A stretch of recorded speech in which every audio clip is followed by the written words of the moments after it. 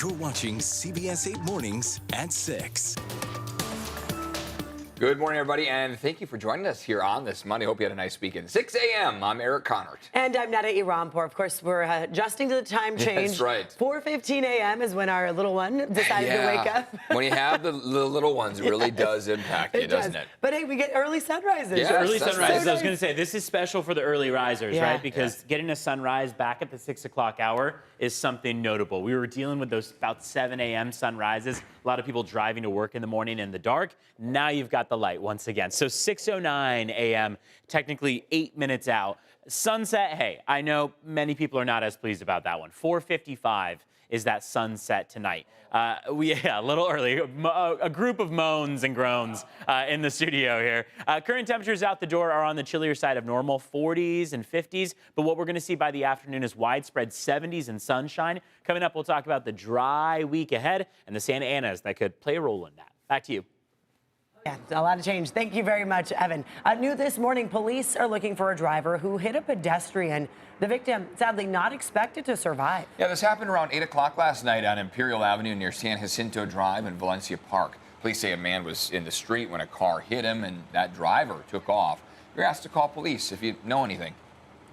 And now we are 1 day away from Election Day. So this morning, the candidates, they're making that final pitch to voters, and all vote centers here in San Diego County are now officially open. Lots of options to get out there and vote. We have team coverage for you. CBS 8's Chris Groh has the latest on the race for the White House, including the surprising result of this new poll. But first, we do want to send it over to Regina Yurita, live in Hillcrest, at what's called a super center where you can cast your ballot. Good morning, Regina.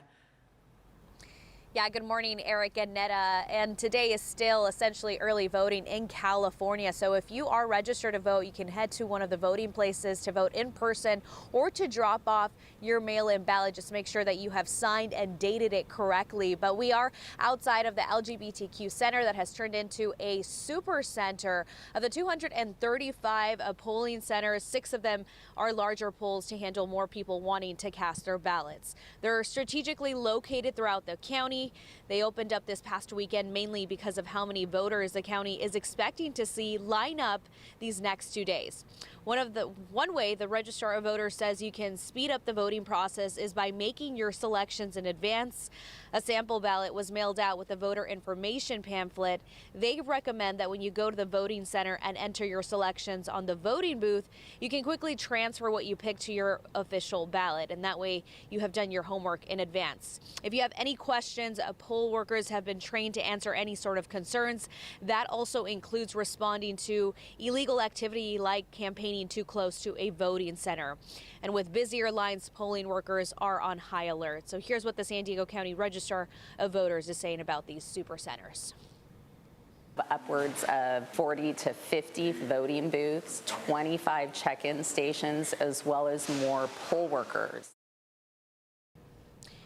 And today, both presidential candidates are heading out on their final day of the campaigning trail. We actually have Chris Groh in studio with more on that part. Chris? Yeah, thank you, Regina. And look, for those who are still undecided, well, you'll probably be listening to these final messages that both candidates will be delivering later today as they are ramping up the rhetoric and blitzing battleground states this past weekend, plus a new poll signaling a possible flip. But first, another dark remark by the former president is under scrutiny in the vice president's push to swing state voters. There's a piece of glass here, but all we have really over here is the fake news, right? To get me, somebody would have to shoot through the fake news, and I don't mind that so much. We have the power to decide the fate of our nation. I will do everything in my power to end the war in Gaza. Now, in a statement, the Trump campaign said that the remarks had, quote, nothing to do with the media being harmed. Instead, that the former president was stating that media was in, quote, danger.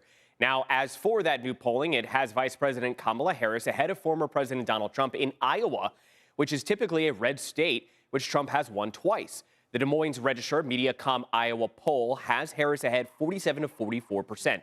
Now, just months ago, Trump had a double-digit lead. Regardless how Iowa shakes out, the candidates are not leaving any stone unturned. Vice President Kamala Harris appeared on SNL for the show's Cold Open alongside Maya Rudolph's impression of the VP. But it wasn't just New York. She was also in Wisconsin, Georgia, North Carolina, and Michigan. Former President Trump also hit toss-up states, a full schedule of appearances, including Wisconsin, Michigan, Virginia, Pennsylvania, Georgia, and North Carolina. Now, as far as what is going on in Iowa, well, here's two voters on what makes them choose one candidate over the other.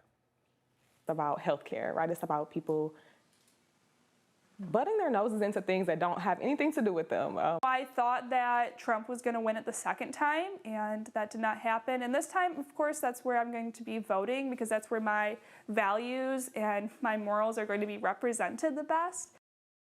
Now, as to dive a little bit deeper into that Iowa poll, it actually shows that it is older women and independents that are creating this potential scenario for a flip. Now, former President Trump will hold his last rally today in Grand Rapids, Michigan, which has been a tradition of sorts, if you will. 2016 to 2020, it ended there. And Vice President Kamala Harris will end things with a speech at the Rocky Steps in Philadelphia. Netta? All right, Chris, thank you for the updates.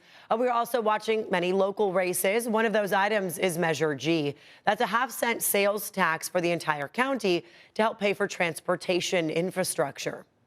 Give another dime to Sanday because they don't keep their promises and they mismanage the money. It'll reduce congestion for everybody, even if you don't use transit. And if you use transit, it will make it so much better.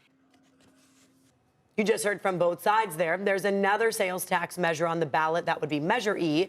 If that's passed, it would add a 1% sales tax in the city of San Diego. That would help fund street and sidewalk repairs. Now, Mayor Todd Gloria faces Larry Turner, who's a San Diego police officer, former Marine, in the city of San Diego's mayoral race. We'll also be keeping an eye on California's 49th congressional district, and we'll have updates on the District 51 candidates. This morning, California Secretary of State Dr. Shirley Weber is reassuring people about the integrity of the voting process. Also don't have machines that are hooked to the internet, voting machines hooked to the internet. So therefore in California, you cannot hack a voting machine because it's not hooked to the internet. Every machine that's used in California, every machine is tested several times before it even gets to you to use. If you vote by mail, you can track your ballot at sdvote.com and select Where is my ballot. Over 6.7 million ballots have been returned in California. That's about 30% of the ballots issued.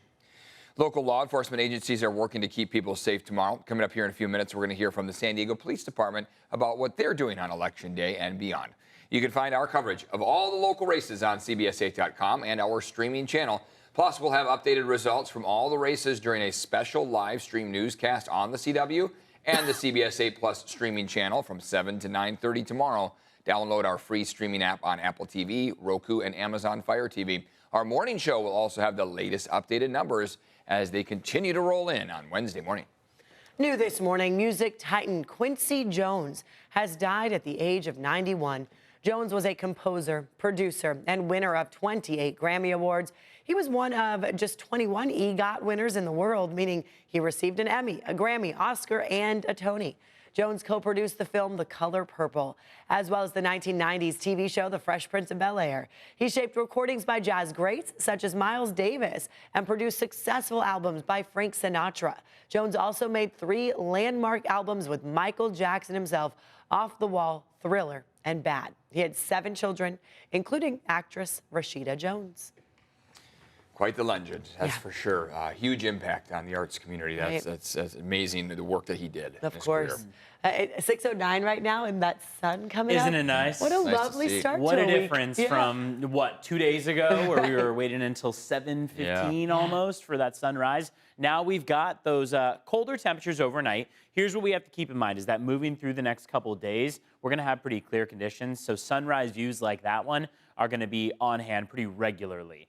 Not expecting much in terms of that cloud cover out there. You can see what current temperatures are like out the door, mainly 30s, 40s, and 50s. 34 degrees in Ramona right now, 42 in Escondido and Poway, mainly 50s at the coast. These overnight lows are going to be pretty consistent day over day, and they're generally 5 to 10 degrees cooler than normal thanks to the clear skies. Remember, when we have clear skies overnight, that generally leads to a more dramatic cooling trend overnight. And it also leads to a pretty quick warm-up on the afternoon stretch, and that's where we're going for. 73 at the coast, 77 inland. I know these temperatures may seem a little mild, but they actually are roughly in line with average. In some cases, closer to our inland valleys, will be a degree or two warmer than normal. Sunshine for the mountains and deserts looking really good out there. Next 5 days show minimal changes. So the message we're trying to send for this week's forecast is sunny conditions day over day and really minor changes on your afternoon high temperatures. We've got 78 at our highest, that's Tuesday afternoon. We've got 75 at our coolest on Thursday. 3 degrees of change on our afternoon high temperatures all week long. We're also going to be seeing those Santa Ana winds pick up. So we'll notice those offshore winds develop. That's going to lead to dry conditions. It also is kicking up our fire danger. That's something we contended with last week. Fire crews battling the flames out in College area. As we see lower humidity values, our fire risk climbs. So that's one thing that we'll be watching for in particular this week. Forecast shows 74 out along the coast, about a degree warmer than average. Thanks to the rain we saw Saturday into Sunday, we're at a 10/100ths of an inch. That is close to normal, but remember, we saw pretty much nothing for October, so we're still a little behind on our water year. Not a lot of people are going to want to look at that sunset time out there, 4:55 p.m., an earlier sunset that we're going to be working with for the foreseeable future. Let's take a look at traffic, see how your roads are here at 611. So far, we have a little bit of good news to report. That is that a crash earlier on the 805 that was causing pretty decent backups is now cleared. Previously, we had the number 4 lane blocked, right-hand shoulder also blocked on the 805 northbound at the 163. Very popular route for the morning commute is now back open. It was stop and go for a bit. Now you can see how northbound 805, also northbound 15, even with that stalled vehicle, looking like green out there. Back to you, too. Oh, let's take a look at border wait times briefly. We have a 90-minute wait there at the San Ysidro Port of Entry, hour and a half in total. Otay Mesa Port of Entry also going to take an hour and a half.